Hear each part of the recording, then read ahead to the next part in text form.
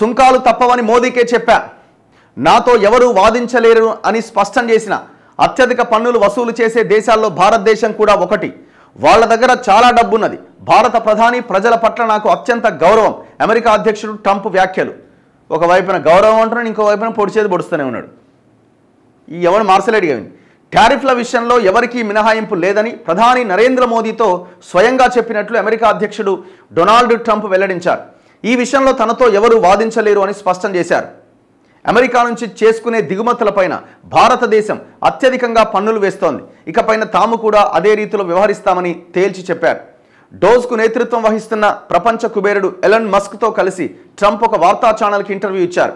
మంగళవారం రాత్రి ప్రసారమైన ఆ ఇంటర్వ్యూలో మోదీతో జరిగిన సంభాషణ వివరాలు ఆయన వెల్లడించారు. మోదీ అయితేంది, ఇంకెవరైతేంది, ఏసేదే అంటుండట. మనం ఇక్కడ ఏం చేయబోతున్నాం, పరస్పరం పన్నులు విధించుకోబోతున్నామని నేను ఇటీవల ప్రధాని మోదీకి చెప్పా. మీరు ఎంత సుంకాలేస్తే నేను కూడా అంతే విధిస్తా అని స్పష్టం చేశా. ఇంతలో ఆయన ఏదో చెప్పబోయారు. నేను వద్దు దాన్ని ఇష్టపడను అని పేర్కొన్నా అని ట్రంప్ వివరించారు. మస్క్ వ్యాఖ్యలకు సమర్థన. అమెరికా నుంచి దిగుమతి చేసుకునే వాటిపైన అత్యధిక పన్నులు విధించే దేశాల్లో భారత్ కూడా ఉన్నది.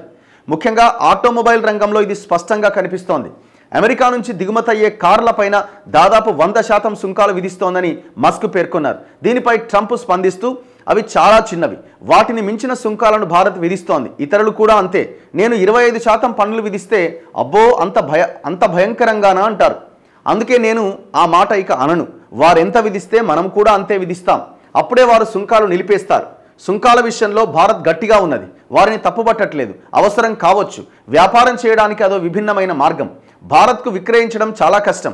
వారికి ఉన్న వాణిజ్య అడ్డంకుల వల్లే ఇదంతా జరుగుతున్నది. ఒకవేళ భారత్ తక్కువ పన్నులే విధిస్తే మేము కూడా అదే చేస్తాం. మిగిలిన దేశాలకు కూడా అదే వర్తిస్తుంది.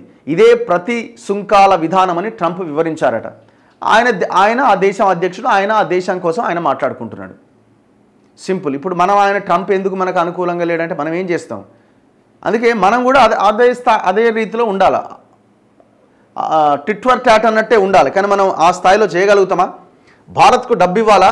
భారత ఎన్నికల్లో ఓటర్ల సంఖ్యను పెంచేందుకు అమెరికా డబ్బులు ఇచ్చిందన్న ఆరోపణలపైన ట్రంప్ స్పందించారు. వారి ఓటర్ల సంఖ్యను పెంచేందుకు $21 మిలియన్ ఇవ్వాలా అని ప్రశ్నించారు. ఢిల్లీ వద్ద చాలా సొమ్ము ఉన్నదని స్పష్టం చేశారు. ప్రపంచంలోనే అత్యధిక పన్నులు వసూలు చేస్తున్న దేశాల్లో భారతదేశం కూడా ఒకటి అని అభివర్ణించారు. తనకు భారత ప్రజలు ఆ దేశ ప్రధాని పట్ల చాలా గౌరవం ఉందని పేర్కొన్నారు. రాజకీయాల వల్లే సునీతా విలియమ్స్ను తీసుకురాలేదు మస్క్. అంతర్జాతీయ అంతరిక్ష కేంద్రంలో చిక్కుకుపోయిన సునీతా విలియమ్స్తో పాటు మరొకరిని రాజకీయ కారణాల వల్లే బైడెన్ వెనక్కి తీసుకురాలేదని మస్క్ ఆరోపించారు. అది మంచిది కాదని, నెలలోగా వారిని తీసుకొస్తామని స్పష్టం చేశారు. సో ఇట్లా ట్రంప్ మోదీ ఇది జాంతానై ఎవరైనా సరే వాళ్ళెంత పన్నేస్తే మేమంత పన్నేస్తాం, ఇందులో మాట్లాడేది ఏం లేదని చెప్తున్నాడట.